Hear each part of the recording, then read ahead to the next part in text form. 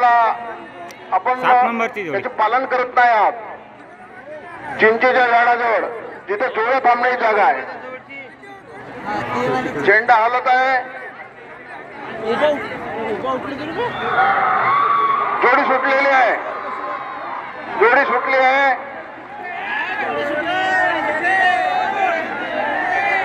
7 नंबरची जोडी